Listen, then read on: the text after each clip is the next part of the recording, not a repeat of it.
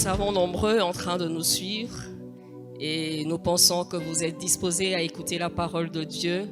Et je voudrais qu'avant d'écouter la parole de Dieu, si nous pouvons simplement exalter le nom de Jésus, mais en acclamant le Seigneur, vous qui êtes ici et vous qui nous suivez en live, Jésus mérite la gloire, Jésus mérite l'honneur.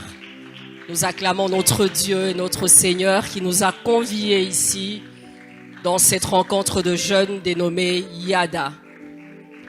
Je sais que tu nous suis et ce soir tu recevras quelque chose de Dieu. Nous savons que ce n'est pas un hasard, mais c'est un rendez-vous. Le Saint-Esprit, par la parole de Dieu, va nous tailler, va nous façonner. C'est pourquoi j'aimerais prier. Avant de prier, sinon, j'aimerais d'abord remercier le leadership de l'Église, le pasteur Marcelo qui m'a permis de pouvoir prêcher, aussi le responsable Dave et toute l'équipe qui dirige la jeunesse de la compassion. Merci encore pour l'invitation. Merci pour cette opportunité que vous m'accordez d'apporter la parole de Dieu. Ensemble, prions. Seigneur, nous te bénissons pour ce soir. Merci pour ces instants que nous allons passer dans ta présence. Par ta grâce, Seigneur, instruis-nous. Par ta grâce, Seigneur, notre Dieu, fais-nous du bien par ta parole. Seigneur, que chacun de nous reçoive quelque chose de toi. Que nous puissions recevoir quelque chose de toi, Éternel, qui va changer nos vies et nos destinées. Je te prie, Seigneur, notre Dieu, pour tous les jeunes qui vont suivre cette parole, oh Dieu, en ligne, et ceux qui sont ici. Seigneur, s'il te plaît, fais grâce. Seigneur, s'il te plaît, rencontre le besoin. S'il te plaît, comble les vides. S'il te plaît, qu'ils se marient convenablement. S'il te plaît, que cette prédication soit une pierre, Père éternel, sur laquelle ils vont bâtir leur choix. Ils vont faire leur choix et ils vont se préparer à se marier, à bien se marier. Merci pour ta présence. Merci pour ce moment d'édification, pour la seule gloire de ton nom, Jésus. Et j'ai ainsi prié en ton nom. Amen. Merci Seigneur. Merci Seigneur. Le mariage n'est pas un jeu. Voici le thème de notre conférence, de notre convention de la jeunesse. Il faut dire que c'est bien dit. Il faut dire que nous savons tous c'est qu'un jeu. Alors j'aimerais te dire que sur la liste des choses sans but, des choses sans objectif, des choses caractérisées par l'amusement, la détente, le défoulement, le mariage n'en fait du tout pas partie. Des choses qui font partie d'un passe-temps, le mariage n'en fait du tout pas partie. Les choses qu'on fait comme ça, parce qu'on a envie de les faire. Des choses qu'on fait simplement parce qu'on doit déstresser, on veut déstresser. Le mariage n'en fait du tout pas partie. Il y a certainement des choses qui nous permettent simplement de nous égayer, de passer le temps, que nous appelons généralement jeu. Mais le mariage n'est pas un jeu. Par contre, le mariage est une entreprise, une affaire, une chose, je ne sais pas comment on peut l'appeler. Le mariage demande beaucoup de lucidité. Le mariage demande l'engagement de deux personnes. Un engagement sérieux qui table sur la responsabilité de chaque individu ou bien des deux individus qui s'engagent dans le mariage. Dans le mariage, il y a la responsabilité partagée. Le mariage demande beaucoup de lucidité. Le mariage est un engagement à vie. Le mariage est une affaire de destinée. Le mariage est une affaire d'adultes. Le mariage n'est pas une affaire d'enfant, parce que le mariage en appelle à la maturité. Alors j'aimerais te dire et te regarder droit dans les yeux, le mariage ne peut pas être un jeu, parce que c'est une affaire sérieuse, c'est une affaire de destinée, c'est un engagement réfléchi. Et lorsque nous nous marions, nous avons des objectifs précis, nous avons des buts, nous réfléchissons. Ça en appelle à la lucidité. Dans un jeu, de fois, il y a un temps défini, déterminé. On joue pour un moment, mais le mariage, c'est pour toute une vie. On joue parce qu'il faut le faire maintenant. Et puis demain, on le fait pas. Mais le mariage, c'est un engagement à vie. C'est pourquoi, pour ma part, j'aimerais le crier, le dire haut et fort. Le mariage n'est pas un jeu. Parce que dans le mariage, il n'y a pas d'essai-erreur. Dans le mariage, on n'essaye pas. Et puis après, on lâche quand ça ne marche pas. Il n'y a pas d'essai et erreur. Dans le mariage, tous les coups ne sont pas permis. Dans le mariage, les coups sont canalisés, les actes sont canalisés. Ce qui doit être fait dans les normes. Le mariage est un processus sans fin pour la vie. Dans le mariage, ce n'est pas qu'on s'engage aujourd'hui et demain, lorsque ça ne va pas, on se retracte. Dans le mariage, il n'y a pas de pause. Dans le mariage, on n'a pas le droit de dire « j'arrête un peu pour souffler, j'arrête un peu pour voir ailleurs, j'arrête un peu pour déstresser ». On s'engage pour la vie. On se retracte pas parce qu'un prophète se présente à ta porte et te dit « ce n'est pas l'homme de ta vie, ce n'est pas la femme de ta vie, peu importe ce qu'il voit, mais une fois marié, c'est pour la vie, on assume le choix. » On n'essaye pas et on dit qu'on va lâcher. On se réveille pas un matin et on dit « je ne peux plus continuer, je dois te quitter, je suis fatigué de m'engager ». Pourquoi? Parce que le mariage appelle à un engagement, fait appel à un engagement pour tous les changements de la vie. Dans le meilleur comme le pire, mais j'aimerais bien dire les changements de la vie. On n'entre pas dans cette barque et on dit qu'on va y descendre. On y entre jusqu'à bon port. On y entre juste à destination. Et c'est pour toute une vie. Pour toute une vie. Lorsqu'on joue, je vois des fois des enfants jouer. Ils jouent au ballon, mais des fois, il n'y a même pas de poteau.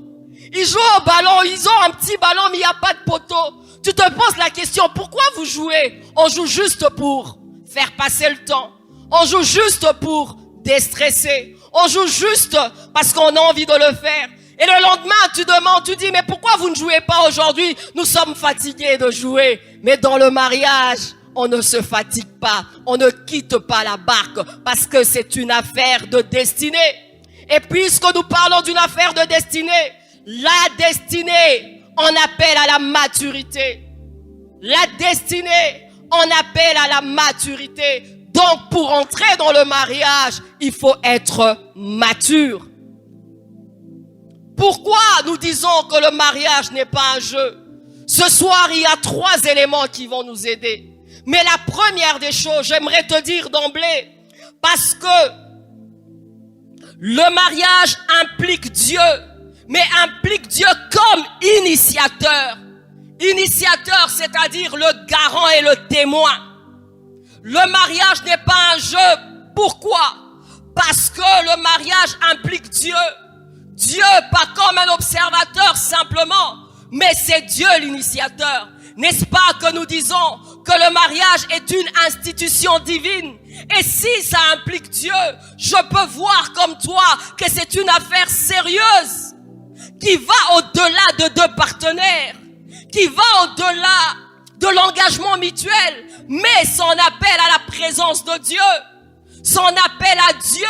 Dieu est dans le mariage, car là, il n'y a pas que les 2 partenaires, mais il y a Dieu. Car n'oublions pas que c'est une institution divine.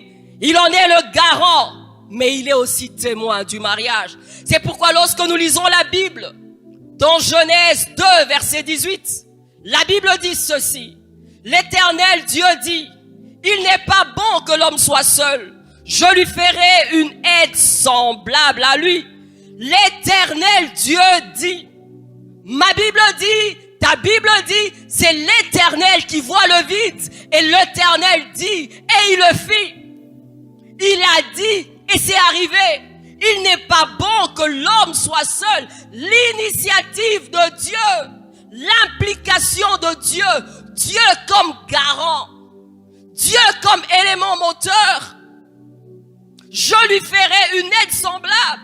C'est Dieu qui a conçu le mariage. C'est Dieu qui a pensé mariage. C'est Dieu qui a mis l'homme et la femme ensemble. C'est ainsi que lorsque nous nous engageons dans le mariage, bien-aimés, sachant qu'il y a un témoin, sachant qu'il y a l'implication de Dieu. Malachie 2,14 nous dit ceci. Parce que l'Éternel a été témoin entre toi et la femme de ta jeunesse, à laquelle tu es infidèle, bien qu'elle soit ta compagne et la femme de ton alliance. Parce que l'Éternel a été témoin de ta femme à toi, la femme que tu as choisie, la femme de ta jeunesse, ta compagne, ton ami. Mais Dieu était témoin lorsque tu as été infidèle. Tu pouvais dire c'est ma compagne, tu pouvais dire c'est mon choix. Curieusement, ma Bible me dit, et c'est une interpellation, Dieu dit, j'étais témoin lorsque tu t'étais engagé. J'étais témoin lorsque tu l'as prise. J'étais témoin lorsque tu l'as déçue. J'étais témoin lorsque tu as été infidèle. Et plus loin, nous voyons les conséquences qui en suivent. Dieu était témoin. Dieu est impliqué dans le mariage. C'est là le sérieux du mariage. Au-delà de l'engagement pris avec ton partenaire, l'engagement est aussi pris devant Dieu. Fidélité, respect, amour, soumission. N'est-ce pas qu'on nous parle de cette relation qui est horizontale? Les deux partenaires, oui, mais verticale aussi. Les deux partenaires, mais qui regardent à Dieu. Les deux partenaires se doivent fidélité. Oui, mais les deux partenaires ensemble doivent fidélité à Dieu, car Dieu est le témoin, car Dieu est le garant. En tant qu'enfants de Dieu, nous n'avons pas la liberté de traiter notre partenaire comme nous voulons. Nous n'avons pas la liberté de vivre notre mariage comme nous l'entendons. Nous n'avons pas la liberté de faire ce que nous voulons de notre couple parce que Dieu y est impliqué. Nous n'avons pas le droit de faire quoi que ce soit ou tomber dans l'adultère et dire que je l'ai fait, c'est entre nous. Mon mari ne me voit pas, mon époux ne me voit pas, mon épouse ne me voit pas, mais j'aimerais te dire que Dieu voit. Je veux commettre telle ou telle bévue, mais je sais que je peux gérer avec mon époux. Malheureusement pour nous, Dieu voit. Cette belle histoire de 2 Samuel 11, mais précisément 12 au verset 9e, l'histoire de David. Un grand roi, aimé de Dieu, choisi de Dieu, qui pensait qu'il avait le droit de tout faire. Il couche avec la femme d'un autre. Ma Bible dit que lorsqu'il a eu à le faire, personne n'avait vu. C'était entre David et Bathsheba. Uri n'en savait rien du tout. Du reste, il était même mort. Mais ma Bible me dit, lorsque Nathan le prophète était venu, Nathan est entré, il a regardé David, il a posé la question à David. Et lorsque David essaye de nier, il dit, pourquoi tu trompes Dieu? Pourquoi tu mens? Dieu t'avait vu. Dieu était là lorsque tu couchais avec elle, lorsque tu as eu à prendre la femme d'un autre. Bien-aimé, dans notre vie de tous les jours en couple, dans notre vie de tous les jours dans le mariage, ne l'oublions pas, nous avons Dieu qui est là. Nous avons Dieu qui nous regarde. Si ton éducation, ta culture t'autorise à frapper ton épouse, j'aimerais te dire que Dieu ne t'autorise pas de frapper ton épouse. Si ta culture t'autorise de prendre 10 femmes, j'aimerais te dire que la Bible et Dieu ne t'autorisent pas à le faire. Si ton éducation te donne une certaine liberté, j'aimerais te dire que Dieu ne t'autorise pas à le faire parce que Dieu est impliqué dans le mariage. Si ma sœur, tu es tombée sur un homme fou, insensé comme Nabal, cela ne t'autorise pas à lui manquer du respect. Si tu tombes, si un homme fou, insensé, cela ne t'autorise pas à le faire. Pourquoi? Parce que Dieu ne t'autorise pas à le faire. Alléluia. Si hier, ton épouse était mannequin, elle avait à peine 40 kilos, après 5 bébés, elle a la taille qu'elle a aujourd'hui. Ça ne t'autorise pas de changer de compagne. Ça ne t'autorise pas de prendre une autre épouse parce que Dieu est dans l'affaire. Si on devait nous laisser libres de faire tout ce que nous voulons, bien aimé, les hommes feront n'importe quoi. Si l'homme était libre de s'engager aujourd'hui, de se rétracter demain, l'homme serait capable de faire beaucoup de choses. Je crois, c'est pourquoi Dieu dit, je suis témoin dans cet engagement, afin qu'il y ait des bornes, afin qu'il y ait des limites, afin que l'épouse soit protégée, afin que l'enfant soit protégé. C'est pourquoi, étant enfant de Dieu, lorsque nous gérons nos conflits en couple, nous nous disons, c'est d'abord vis-à-vis de Dieu. Tu n'as pas le droit de changer cette épouse parce qu'après 5 bébés, elle n'a plus cette taille qu'il faut. Tu peux beau donner des raisons qu'il faut. Elle ne se maintient pas, elle ne se garde pas, elle ne s'entretient pas. C'est bien pour les hommes, mais pour Dieu, c'est elle ton choix. À elle, tu dois fidélité et engagement. Chère épouse, tu n'as pas le droit de quitter cet homme aujourd'hui qui a perdu son emploi, qui manque de tout. Hier était peut-être riche, aujourd'hui il a tout perdu, il n'a plus rien, il ne sait rien mettre sur la table. Et tu dis, je ne dois pas respecter un homme comme ça. Dieu te regarde et Dieu t'exige respect à cet homme. Parce que les normes établies ne sont pas les normes des hommes. Les normes établies sont les normes de Dieu.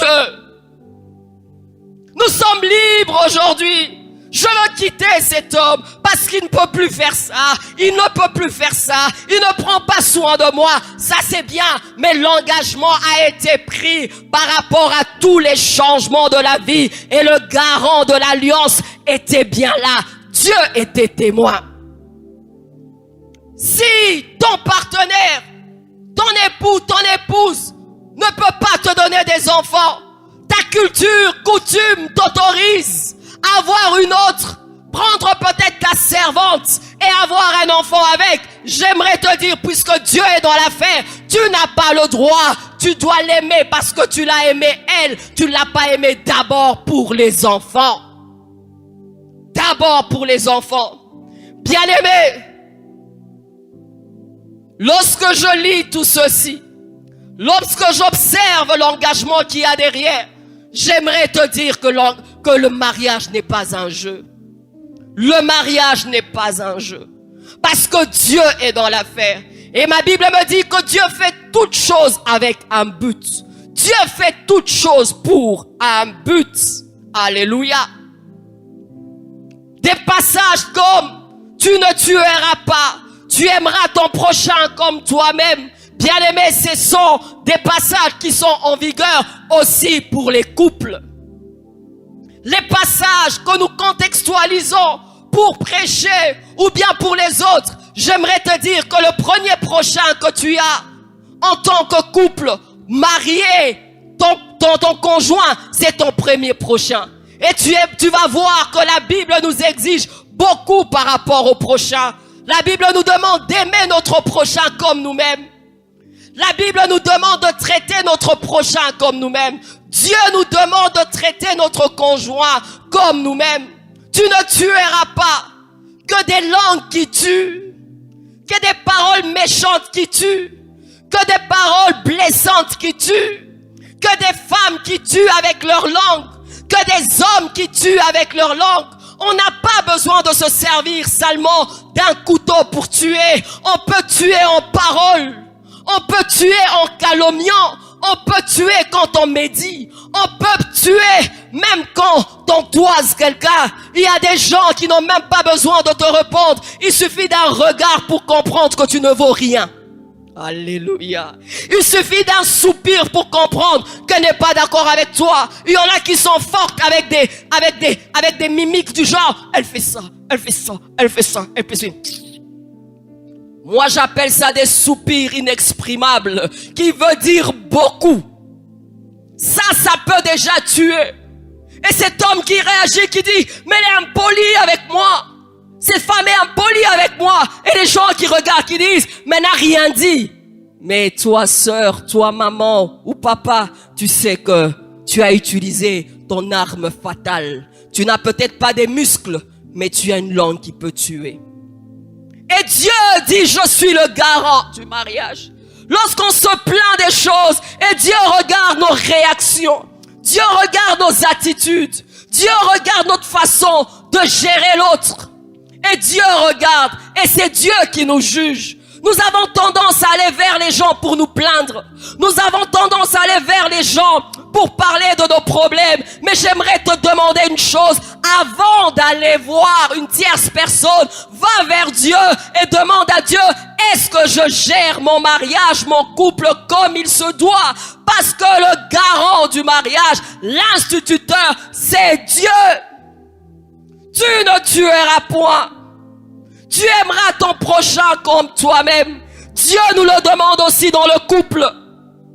En préparant cette prédication, je me suis rendu compte qu'il y avait aussi un passage de Tite 1:6. Lorsqu'on parle du choix de l'évêque, on parle de l'irréprochabilité de l'évêque. Mais ma Bible me dit qu'on choisit l'évêque, le pasteur, aussi par rapport à la gestion de son mariage, la gestion de ses enfants. Donc même par rapport au choix du pasteur, on tient compte de son mariage. Le mariage n'est pas un jeu. Le mariage est important. Le mariage est fondamental. Alléluia. Alléluia. C'est pourquoi, bien-aimé, ce soir, j'aimerais te demander une chose. Ne célébrons pas la séparation. Ne célébrons pas le divorce. Car le Seigneur que nous servons, que nous aimons, déteste le divorce. Il dit, je hais le divorce. Que personne ne sépare ce que j'ai uni. Ne célébrons pas le divorce. Ne normalisons pas le remariage. Ce n'est pas la norme. Le divorce n'est pas la norme. La séparation n'est pas la norme. Du reste, le divorce est un échec. Le divorce, c'est une chose que l'on a commencé, mais on n'est pas arrivé à bon port. On a toujours et on ressent toujours ces sentiments d'échec. Arrêtons de célébrer la séparation. Arrêtons de célébrer les divorces. Parce que le garant du mariage, celui qui est impliqué dans le mariage, c'est pour notre bien qu'il est impliqué.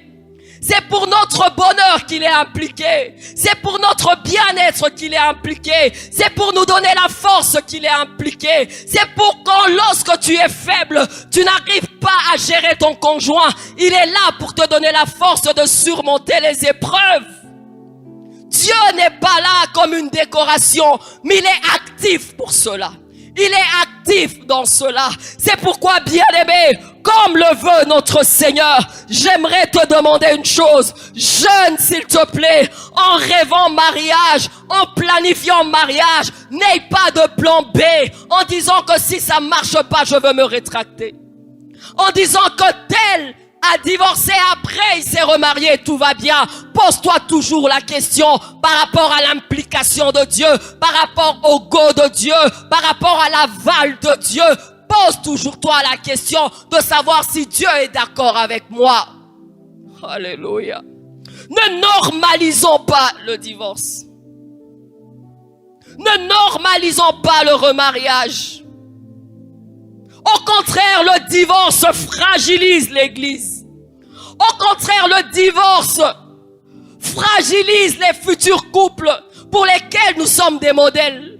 Au contraire, le divorce fragilise la société parce que les normes qui sont établies ne sont pas les normes de Dieu. Les normes de Dieu, c'est un homme, une femme ensemble pour la vie. Ils ont des enfants, ils voient grandir les enfants. Alléluia. Mais la société aujourd'hui nous présente même des familles monoparentales et beaucoup de rajouts avec. S'il te plaît, si nous sommes dans le mariage, engagés dans le mariage, posons-nous toujours la question, l'implication de Dieu dans le mariage. Nous honorons Dieu. C'est toujours mon prochain.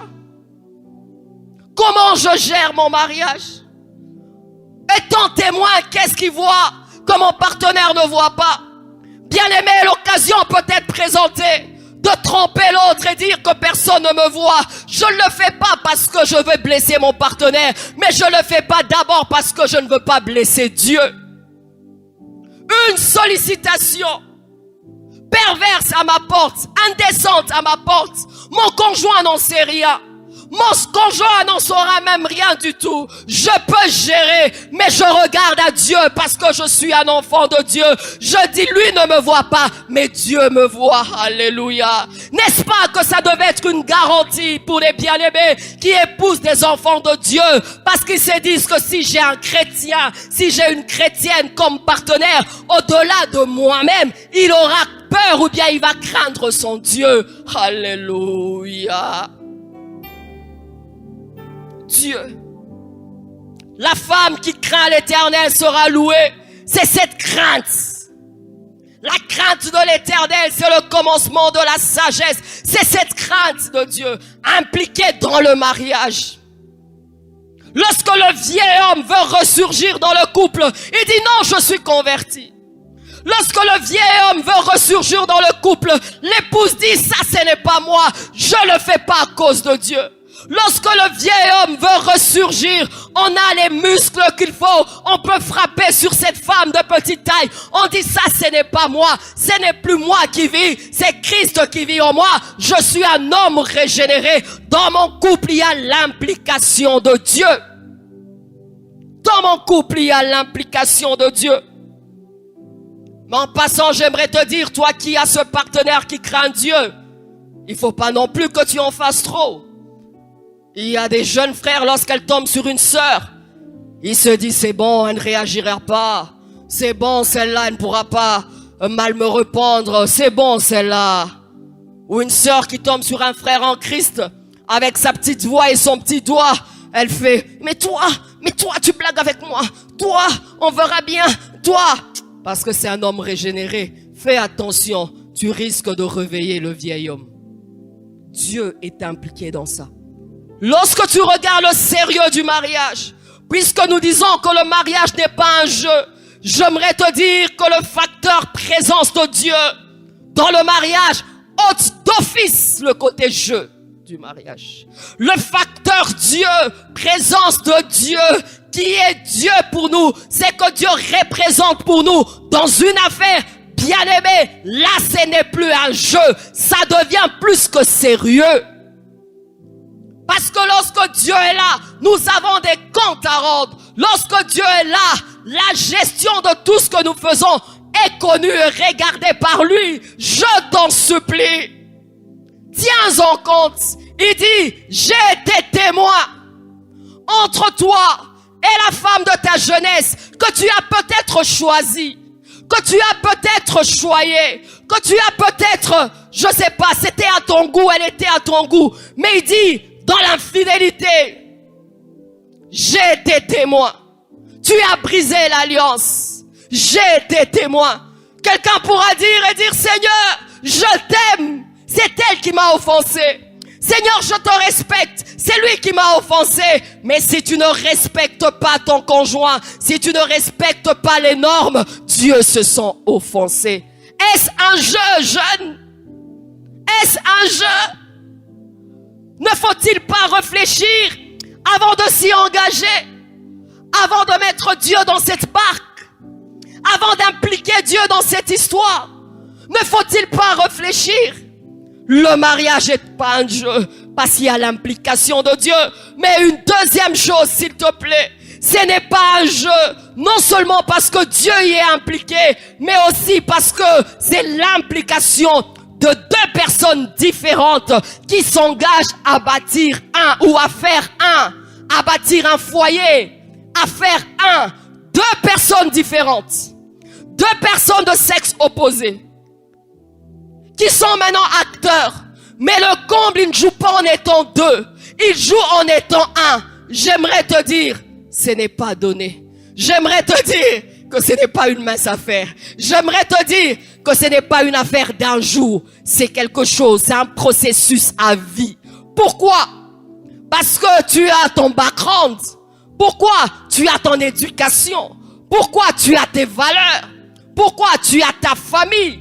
Dans Genèse 2, 24, la Bible dit, c'est pourquoi l'homme quittera son père et sa mère et s'attachera à sa femme. Ils deviendront une seule chair. L'homme quitte sa famille. Dans la famille, c'est pas seulement le toit. Une famille, c'est pas le toit seulement. Dans la famille, il y a l'éducation. Dans la famille, il y a un caractère que tu t'es formé à force de faire certaines choses. Alors on dit que tu vas quitter ta famille et tu vas t'attacher à une autre personne.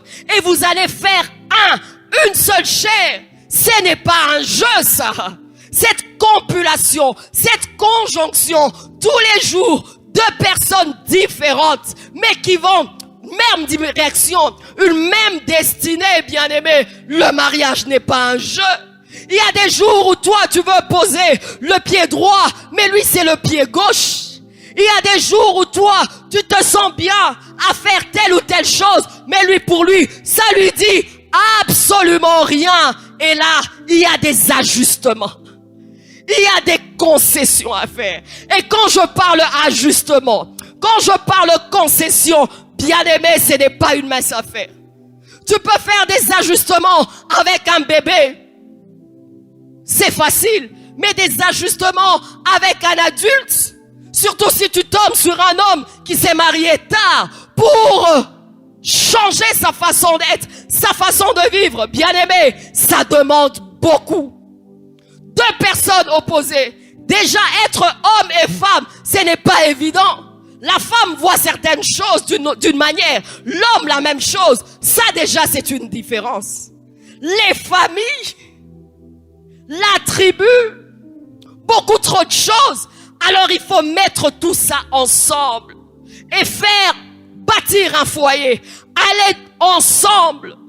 Là, bien-aimés, lorsque vous allez vous converger vers une chose, il y a certes des privilèges, mais j'aimerais te dire qu'il y a aussi des responsabilités. Parce que lorsque vous allez ensemble, la Bible est claire dans Ecclésiaste 4, 9, deux valent mieux qu'un. Il tire un meilleur salaire. Si l'un tombe, l'autre le relève. Deutéronome 32, 30. Si l'un poursuit 1000, deux vont en poursuivre 10 000. Ça, c'est beau. Deux personnes différentes et nous allons plus vite. Le progrès se fait plus vite. Nous nous aimons.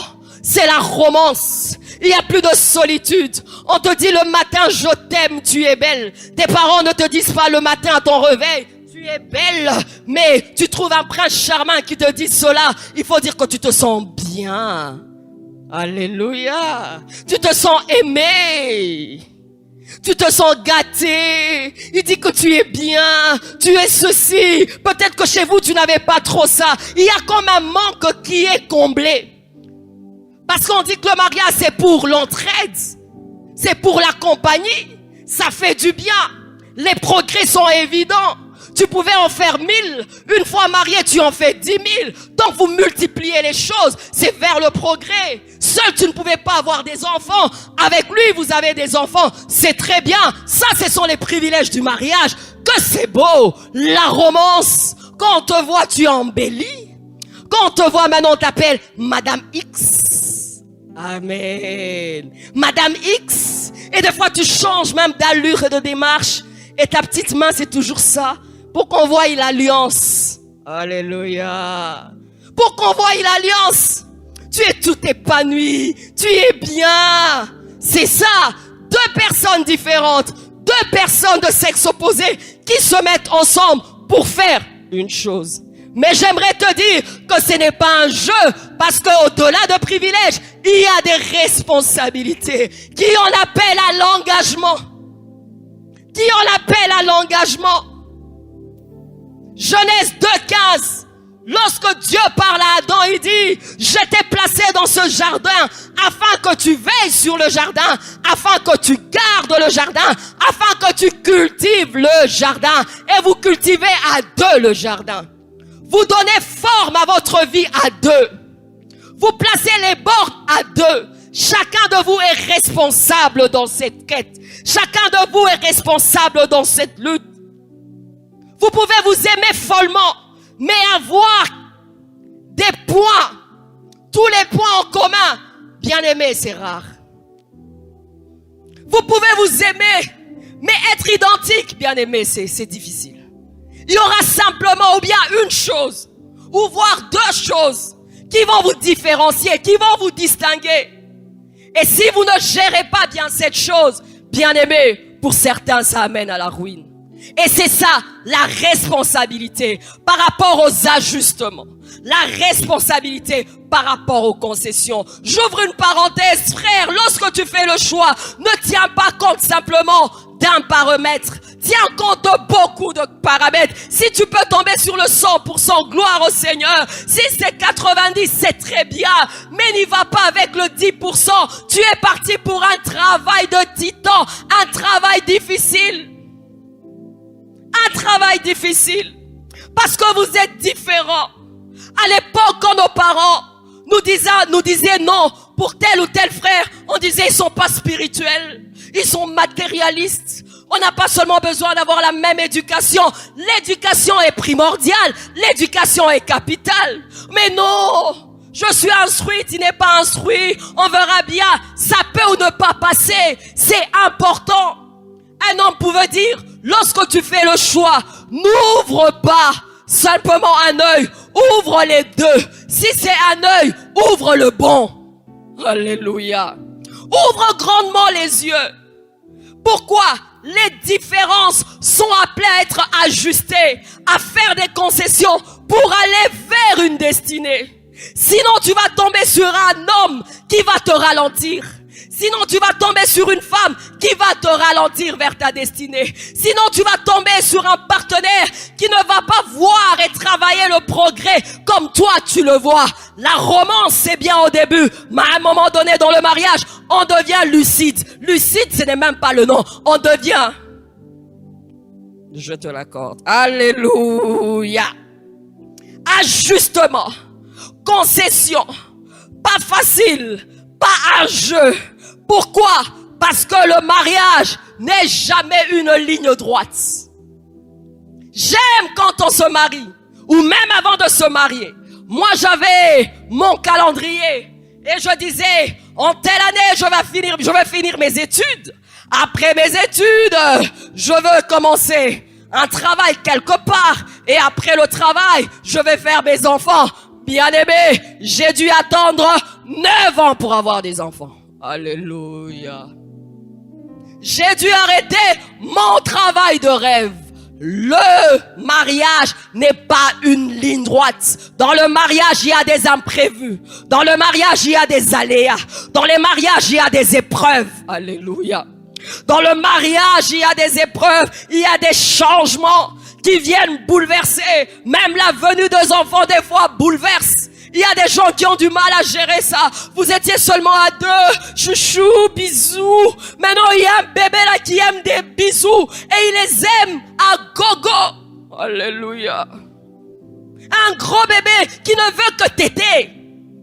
Alors il vient là, tu aimes bien l'enfant, tu aimes bien l'homme. Mais il y a déjà une troisième personne qui est là. Alléluia. Concession. Ajustement. Concession. Ajustement.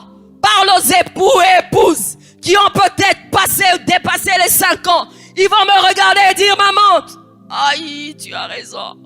Oh, le mariage n'est pas un jeu. Le mariage n'est pas un jeu. Alors je posais la question à toutes les femmes qui réagissaient sur mon statut en disant, quand j'ai mis le mariage n'est pas un jeu, ça veut dire quoi pour vous? Dire, ah maman, c'est long à expliquer. Bien aimé, j'aimerais te dire, c'est très long à expliquer. Des fois, tu n'as même pas des mots. Parce que des fois, c'est pas palpable. Des fois, tu redéfinis et tu dis, je vais juste soupirer. Comme je ne veux pas rire, je ne veux rien dire, je vais faire seulement. Oh Seigneur. Oh mon Dieu. Oh. Soupir inexprimable. Alléluia. Concession. Ajustement. Redressement. Tu aimes Dieu. Tu crains Dieu. Tu es un homme difficile. Tu aimes Dieu, tu crains Dieu, tu es une femme impolie. Tu aimes Dieu, tu crains Dieu, mais les enfants ne viennent pas.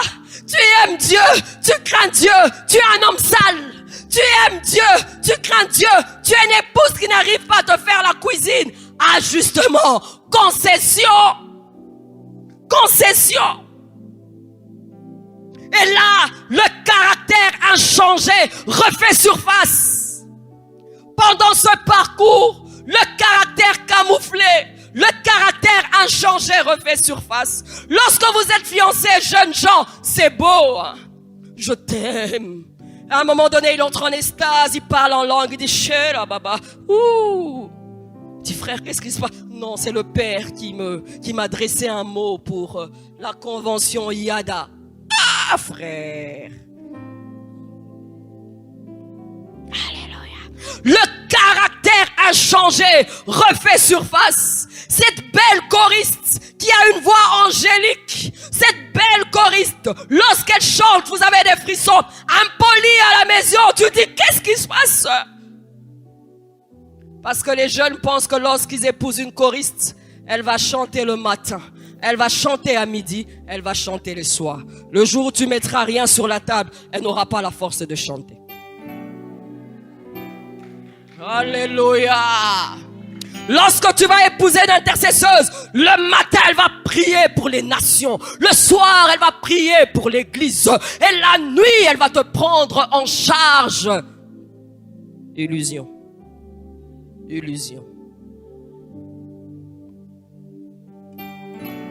Et ce serviteur de Dieu, ouah, cet homme de feu, tout le matin, oh, il n'est pas d'humeur. Ah, Rasta, c'est comment? Non, j'ai juste pas envie de parler. Ah, d'accord, peut-être il y a une révélation du Seigneur. Non, j'ai juste pas envie de parler. Ah, ça vous arrive aussi? Ajustement, concession. Tu dis, mais je t'ai fait une blague, mais elle est amusante, pourquoi tu ris pas? Ben, j'ai pas envie. Ah, je pensais que tu avais envie tout le temps, mais là, t'as même pas envie de rire un tout petit peu. Concession, ajustement. Le caractère inchangé refait surface. Pendant que vous êtes fiancés, je le dis encore, ouvre les yeux. Ouvre les yeux. Tiens compte du caractère inchangé. Tiens compte de lacunes dans le mariage. Tu seras capable de porter cela. Si tu n'es pas capable de porter les tares, bien-aimés, laisse tomber. Autre chose, les épreuves arrivent. Et lorsque les épreuves sont là, ça dévoile une autre personnalité de nous-mêmes. Des fois, nous-mêmes, nous sommes surpris de voir que nous sommes faibles. Des fois, nous-mêmes, nous sommes surpris de savoir combien nous angoissons, nous stressons. Des fois, nous-mêmes, nous sommes surpris lorsque les épreuves arrivent, bien-aimés. Tu peux te rendre compte que tu deviens comme la femme de Job, qui aimait son mari, qui tout ce temps n'avait pas de problème avec son mari, qui était riche, ils avaient des beaux enfants, elle était belle, c'était bien. Mais une fois que l'épreuve était dans leur maison, elle regarde son mari, elle dit, maudit Dieu et meurt. Maudit Dieu et meurt. Et là, tu te dis, Seigneur, dans les épreuves, cette femme que tu choisis, sera-t-elle prête à porter les changements de la vie? Cet homme que tu épouses, sera-t-il prêt de porter les changements de la vie? Lorsque à ta porte il y aura maladie, à ta porte il y aura un manque quelconque, sera-t-il ou elle prête à porter cela? Il faut épouser un homme qui peut te porter dans tous les changements de la vie. Un homme qui peut t'encourager quand tu es faible. Une femme qui peut t'encourager quand tu es faible. Une femme qui peut être là et te dire, tu vas y arriver, tu vas réussir, continue, va de l'avant. Concession. Mais elle-même, lorsqu'elle te reconforte, elle-même elle est faible. Mais elle dit, le mariage c'est une affaire d'adultes. Elle-même, lorsqu'elle te réconforte, elle a besoin d'être reconfortée. Mais elle dit, c'est ça le mariage. Nous, en passant par les 9 ans sans enfants, mon mari voulait bien en avoir, moi aussi. Mais on devait se reconforter mutuellement parce qu'on se disait, on s'est aimé dans tous les changements de la vie. Jeunes, arrêtons d'être frivoles. Jeunes, n'ayons pas des choix superficiels, basés sur nos acquis présents, mais regardons vers l'avant. Il y a des changements, il y a des imprévus. Alléluia. Il y a des changements, il y a des imprévus, car ce n'est pas une ligne droite. Maudit Dieu et meurt. C'est dans ce parcours où, vers une destinée, où l'extérieur n'est plus l'atout majeur. Dans ces parcours, l'extérieur n'est pas l'atout majeur. Au début, elle est belle. Lorsque tu vois ton amie, tu dis, tu l'as vue? C'est celle-là. La plus jolie là, c'est elle. Mais une fois dans le mariage, bien aimé, la beauté reste, mais l'atout majeur reste le caractère. L'atout majeur reste le caractère. L'atout majeur reste le caractère. Lorsque David rêvait d'avoir la fille de Saül, il dit, vous dites que il faut tuer Goliath, mais en échange, qu'est-ce qu'on va donner? On dit, on donnera la fille du roi. Il dit, waouh! On donnera la fille du roi. Il a pu tuer Goliath. Il a pu avoir Michal. Mais lorsqu'il était dans la présence de Dieu pendant leur mariage, en train de danser, Michal a craché sur cela. Michal a craché sur la danse. Michal a craché pour ce qui était valeureux pour David. Et Michal est devenue stérile dans la maison. Belle, make-up à fond, cabello à fond, toute belle, c'est très bien. Mais je vais te dire, face à beaucoup de changements dans la vie, l'homme ne regarde pas qu'à ça. Il a une belle taille. Lorsqu'il met son petit pantalon cintré là, un peu court maintenant et sans chaussettes. Mais il est beau le frère, t'as vu? Et il est loin là. Il est bien là. Ça c'est bien. 15 ans, 20 ans, tu n'as plus besoin de ça. C'est un superflu. C'est pour les autres. Tu as besoin de l'homme qui va te porter. Tu as besoin d'une femme qui va t'accompagner. Tu as besoin du caractère qui va te booster, qui va te changer. Le mariage n'est pas un jeu. Alléluia. Make-up, mauvaise gestionnaire. Elle est chic, mais pour trouver un plat, il faut taper sur YouTube. Mais il n'y a pas de connexion tous les jours, ma chère. Et les plats que tu choisis, c'est avec des brocolis, avec des légumes compliqués qu'on ne trouve pas au Congo. Comment tu vas faire? Allez. Ouh. Moi, j'aime des petits plats avec de brocolis. Et puis après, des cornichons, je sais pas de quoi. Au Congo, à Kinshasa, brocoli. Brocoli. Et moi, en fait, les plats, je fais la demande à YouTube. Là, je tape, je dis gratin, tout ça et tout. Oh. Mais s'il n'y a pas de connexion, il y a un problème de connexion, un problème d'électricité. Oh. Superflu. Superflu. Et dans ce parcours, tu as l'impression d'être testé tous les jours. Tu as l'impression d'être testé. Surtout si tu as un partenaire compliqué. Tu as l'impression que tous les jours, il teste ton humilité. Il teste ta soumission. Il teste si tu es orgueilleux ou pas. Alléluia. Une bonne petite femme là qui te regarde et dit, toi tu joues avec moi, hein. Je vais te prouver, hein. Je vais te montrer que je suis une femme. Tu dis, hey, ma soeur, tu es en train de tester ma consécration ou quoi? Alléluia. Il y a des tests. Il y a des tests. Des tests par rapport au pardon. Tous les jours tu es testé. Et là toi-même tu dois faire des ajustements. Chez vous, tu n'étais pas comme ça. Tu es peut-être la cadette chez vous. Alléluia. Tu t'aimes bien. Tu tiens à ta dignité, à ta personnalité. Et là, Dieu te regarde. Et là, tu fais quoi? Des ajustements. Pourquoi? C'est l'implication de deux personnes vers une destinée. Et je peux te dire que ça ne fait pas du bien à la chair. La chair, ça fait mal. Des fois, tu demandes pardon en pleurant toi-même. Tu dis, mais il fallait pas, c'est à lui de me demander pardon. Pourquoi c'est moi qui lui demandé pardon? Et si je demandais pardon aujourd'hui, demain, je serai encore demandé pardon. Alors, dans le pardon, lui, vraiment, il va commencer. Oh, wow, il va voir la chair, la chair, la chair. Alléluia. Donc le mariage est fait. Si je dois être brusque pour des morts, il faut mourir à soi-même. Si tu es trop vivant, ça va faire trop mal. Il faut à un moment donné, tu dis, waouh, ça me fait du bien ça, mais je laisse tomber. Ça fait du bien, c'est vrai, je cède. Ça fait du bien, c'est vrai, je ferme les yeux. Ça fait du bien, c'est vrai, mais je laisse passer. J'ai Nabal, c'est vrai, mais je fais la forte comme Abigail. Je laisse passer. Alléluia.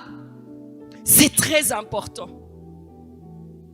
Avant, je ne comprenais pas nos parents et particulièrement nos mères.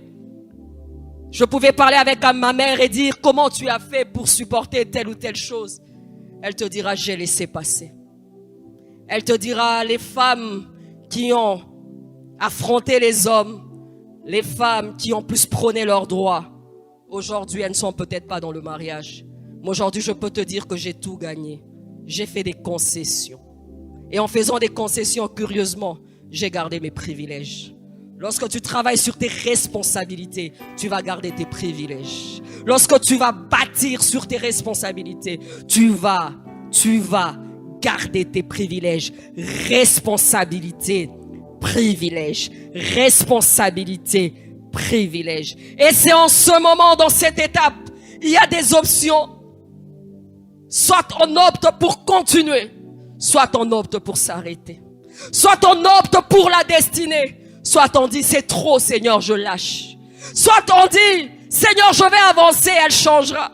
Seigneur, je veux tolérer, je veux supporter parce que je l'ai aimé. Soit on dit on n'en peut plus, on lâche. Il y a des jours, à moins que tu sois le trop spirituel, tu me diras qu'il y a des jours où tu te poses la question, tu dis, est-ce vraiment l'homme qu'il fallait ou la femme qu'il fallait? Pourquoi il me comprend pas? Pourquoi il me facilite pas la tâche? Et Dieu te dit, dans le mariage, c'est deux personnes différentes, mais qui doivent faire un. Malheureusement, la bonne personne dans notre jugement, généralement, c'est nous. Et Dieu nous dit, c'est l'autre. L'autre peut avoir aussi des bonnes choses que toi, tu n'as pas.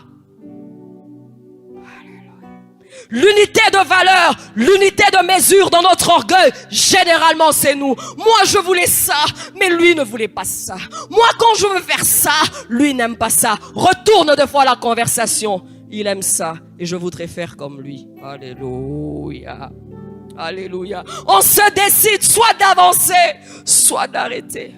On se décide soit de se séparer ou soit d'aller jusqu'au bout. Toi qui m'écoutes, peut-être que tu es fatigué. Toi qui m'écoutes, peut-être que tu es un homme difficile.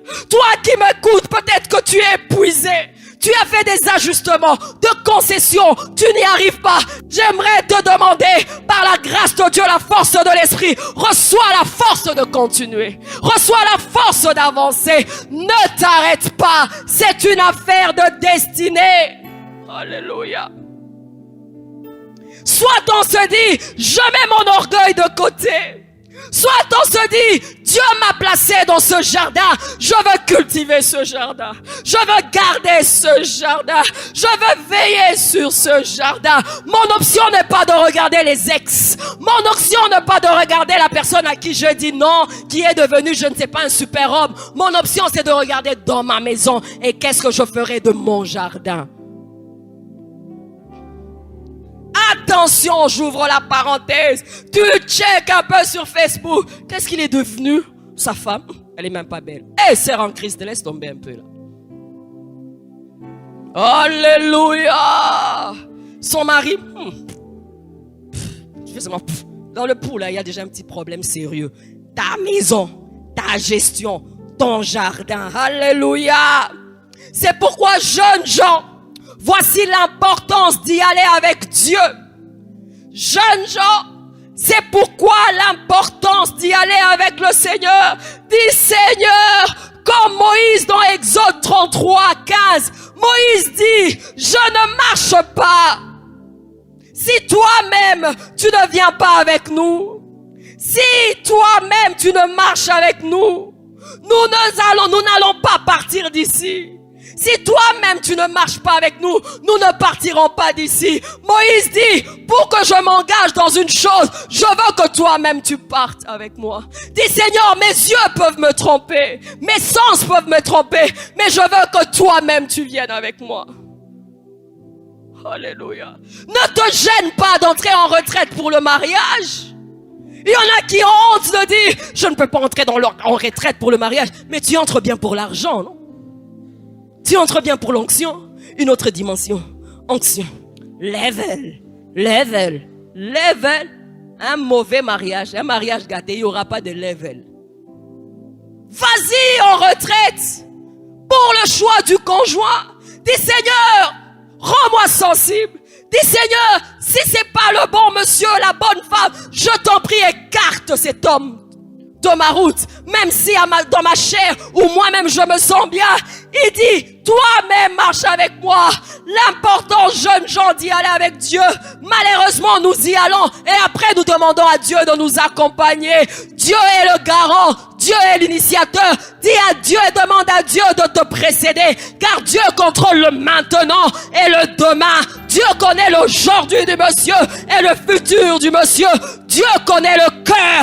Dieu connaît le cœur. Tu peux regarder simplement au visage, mais Dieu sonde le cœur. Dieu a vu David dans la maison. Il n'a pas tenu compte de la belle taille de son frère. Dis à Dieu, mes yeux m'amènent vers celle-là qui a mis son make-up et son crayon parfaitement avec son beau pantalon slim. Et lorsqu'elle chante, on a l'impression qu'elle est parmi les anges qui chantaient Alléluia devant le trône de Dieu avant la chute. Et Dieu te dit, non, va vers celle-là qui est au fond dans la salle, celle qu'on ne voit pas. Et Dieu te dit, c'est la bonne personne de la destinée. Alléluia. L'importance d'y aller avec Dieu. Je ne veux pas m'attarder dessus, car l'homme de Dieu en a parlé. Mais moi, j'aimerais te dire, au-delà du choix, au-delà d'aller avec Dieu, je t'en prie, retiens-le. Prépare-toi en conséquence. Trouve l'équipement pour. Prouve l'équipement pour. La Bible dit dans Luc 14, 28. Car lequel de vous, s'il veut bâtir une tour, ne s'assied d'abord pour calculer la dépense et voir s'il a de quoi la terminer. Calcule la dépense. S'asseoir. Construire quelque chose. Mais tu vas t'asseoir et tu dis, est-ce que j'ai tout ce qu'il faut? Si j'ai pas ce qu'il faut, je vais emprunter les vases. Si j'ai pas tout ce qu'il faut, je veux m'aiguiser. Je veux me préparer. On se prépare pour le mariage. On n'entre pas dans le mariage par hasard. On se prépare, on s'aiguise. Proverbe 27, 17 dit, le fer aiguise le fer. Le contact avec autrui raffine l'esprit de l'homme. Le contact avec les autres. Informe-toi. Demande conseil. Demande instruction. Accrois ton bagage. Accrois ta façon de faire, de voir les choses. Si tu n'as pas assez de vase, tu n'as pas assez d'aptitude, j'aime l'application de cet homme de Dieu. Va comme cette femme de 2 Rois 4:3, emprunte chez l'autre. Emprunte chez l'autre. Car la Bible dit, Proverbe 5:23, il mourra faute d'instruction. Les gens meurent dans le mariage, faute d'instruction en amont, et ils chancellent. Alléluia. On est dans si je savais.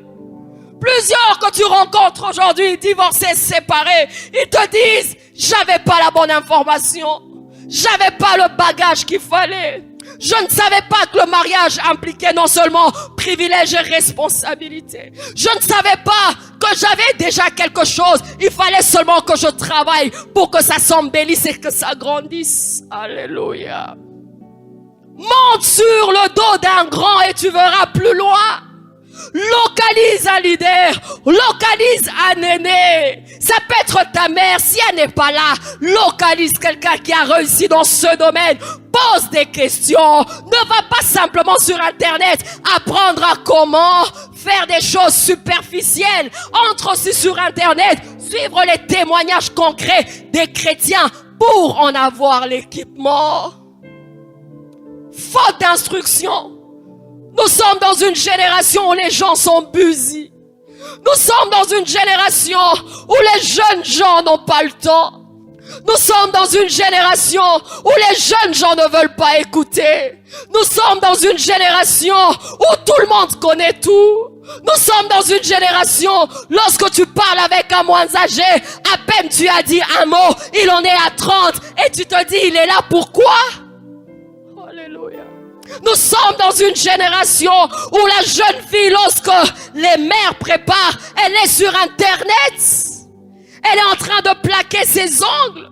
Bien-aimée, une fois mariée, tu auras du mal. Tu auras du mal. On en parle salaire, futile. Mais j'aimerais te dire, des fois, ce sont des petites choses que tu peux apprendre en amour. Une fois dans le mariage, ça sera une très bonne chose, s'il te plaît. Ça sera une bonne chose. Nous courons, mais nous n'avons pas le temps de nous équiper. Nous courons, mais nous n'avons pas le temps d'emprunter les vases. Nous n'avons pas le temps d'aiguiser notre vie. Donne-toi un défi d'être toi-même un succès personnel. Donne-toi un défi de ne pas être le maillon faible dans le couple. Donne-toi un défi d'être la personne qu'il faut dans le couple. Donne-toi un défi d'avoir l'équipement qu'il faut pour réussir ton couple. Je t'en supplie, jeune fille. Elle ne pèse plus. Rebecca était belle, vierge, mais elle était serviable. Faut-il simplement être belle? Faut-il simplement être vierge, mais aussi serviable? Si tu peux travailler ces trois éléments, bien-aimés, tu m'en diras, Dieu te donnera le succès. Jeune frère, je suis là pour parler aux frères spirituels qui cherchent que des versets difficiles de la Bible, l'interprétation des versets compliqués de la parole de Dieu sur le port du voile. Et est-ce que la femme peut prêcher? Et est-ce que la femme peut mettre les vêtements de l'homme? Est-ce que les anges déchus, au-delà de versets compliqués de la Bible, lis aussi sur la romance. Lis aussi comment être romantique. Mon mari, lorsqu'il me faisait la cour, il m'a dit, tu es aussi belle qu'une prière, mais pas n'importe quelle prière, une prière faite en langue. J'ai dit, ah! Là, il y a débordement des versets. Alléluia! Spirituel, romantique. Féminine, tu es toute femme là et tout caractère, spiritualité. Yes. Troisième et dernière chose, parce qu'il y a l'implication du diable comme l'ennemi avéré du mariage. Le mariage n'est pas un jeu parce qu'il y a un adversaire. Le mariage n'est pas un jeu parce qu'il y a un ennemi. Dans des jeux d'enfants là, il n'y a pas de gagné, il n'y a pas de vaincu, il n'y a rien du tout, il n'y a rien. Il n'y a pas de gagnant, il n'y a pas de vaincu, il n'y a rien du tout. Mais là, il y a un adversaire. Le diable n'aime pas le mariage. Dès la Genèse, il a combattu le mariage. De la Genèse, il a combattu le couple. Le diable est le destructeur de mariage. La Bible dit dans Jean 10:10, le voleur ne vient que pour dérober, égorger, détruire. Le diable est là et il rôde là comme un voleur. Il rôde. Lorsque tout va bien, il n'acclame pas. Il cherche comment détruire le mariage. Lorsque ça ne va pas, il est content. Lorsqu'il y a des divorces, lorsqu'il y a des séparations, le diable est content. Lorsqu'il y a des divorces, lorsqu'il y a des séparations, le diable jubile. Parce que l'échec des enfants de Dieu, l'échec de couple réjouit le diable. Le but n'est pas atteint. La destinée est tronquée, la destinée est perturbée. Le diable est content. L'adversaire est là. Il vient et il dit, il va échouer dans son mariage. Il vient et il dit, ce jeune va se marier, mais il va échouer dans son mariage. Il vient et il dit, il sera enrôlé dans le groupe de ceux qui ont divorcé. Le diable jubile lorsque il y a séparation, parce que les enfants, lorsqu'il y a divorce, ils sont perturbés. En cas de remariage, la cohabitation est très difficile. Alléluia. Les familles monoparentales, l'éducation des enfants est très difficile. Il y a déséquilibre. Lorsque deux personnes qui s'aimaient ne sont plus ensemble, il y a la rancœur. Alléluia. Il y a la déception. Il y a des blessures intérieures et le diable est à l'aise dans ça. Lorsque le serviteur de Dieu divorce, il est un objet de scandale et ça réjouit le diable. Alléluia. Lorsqu'il y a des scandales, il y a des divorces, il y a des remariages, le diable est content parce que ça déstabilise l'église. Le diable est content parce que ça déstabilise les familles. Le diable est content parce que ça pervertit notre société qui donne la valeur au divorce et normalise le divorce. J'aimerais te demander, jeunes gens chrétiens, à dire non, ne normalise pas le divorce.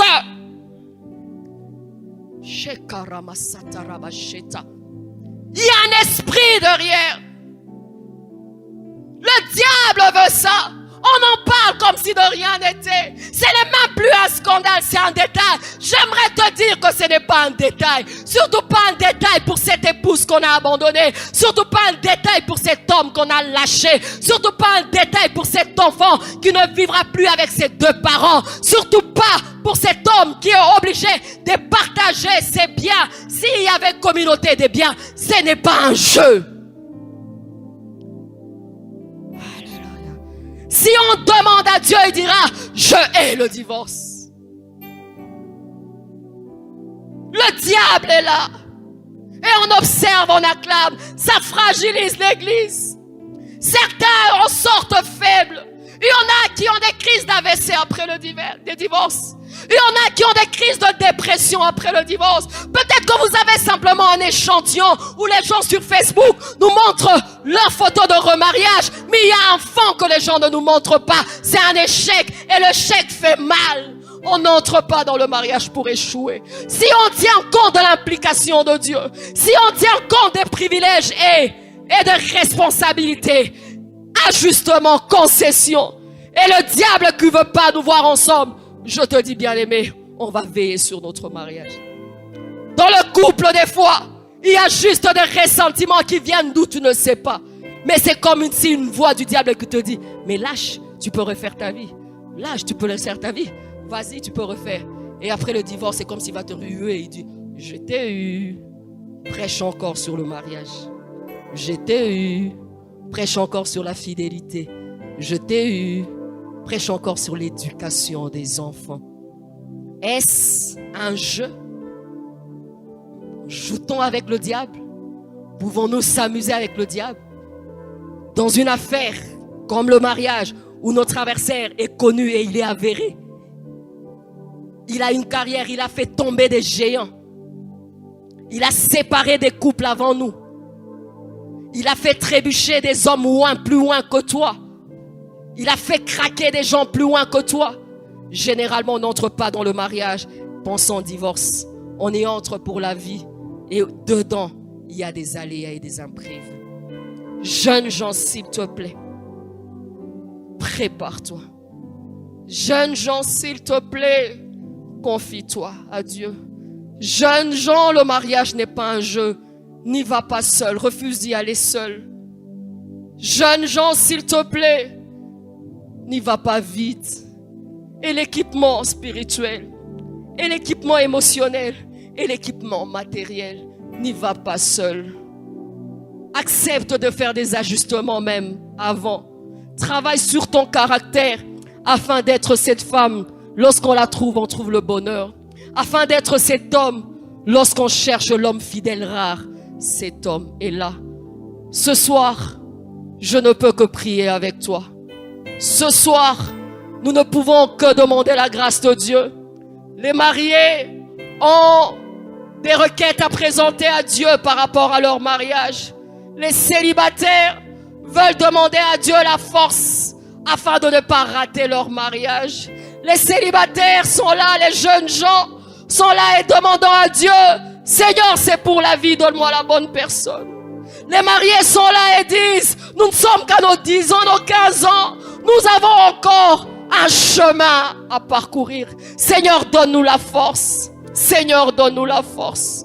J'aimerais te demander à prier. Seigneur, nous avons besoin de ta grâce. Seigneur, nous avons besoin de ton équipement et de ton aide. Il y a une jeune fille qui a besoin de ta grâce ce soir. Il y a un jeune homme qui a besoin de ta grâce ce soir. Il y a un couple qui est fatigué. Il y a une épouse qui veut lâcher. Il y a un homme qui veut lâcher. Il y a un caractère, oh Dieu, inchangé, oh Dieu, qui perturbe le couple. Seigneur, ta grâce, Seigneur, s'il te plaît, restaure. Seigneur, s'il te plaît, restaure. Seigneur, nous ne voulons pas normaliser le divorce dans l'église. Nous ne voulons pas normaliser le remariage dans l'église. Mais nous voulons demander ta force afin d'y entrer avec ta force, oh Dieu, et de pouvoir tenir par ta grâce. Nous avons besoin de toi. Nous avons besoin de ta grâce. Seigneur, merci. Merci pour ta parole. Merci pour les cœurs qui ont écouté ta parole. Laisse comme une sémence qu'elle produise et qu'elle produise des fruits en abondance. Car ce soir, nous avons retenu que le mariage n'était pas un jeu, parce que non seulement tu y es impliqué, deux personnes différentes, comme des acteurs, ils sont impliqués pour bâtir un foyer. Et le diable, comme un ennemi aveuglé, est là pour détruire le mariage. Ta grâce nous suffit. Merci. En ton nom Jésus, nous avons ainsi prié. Amen.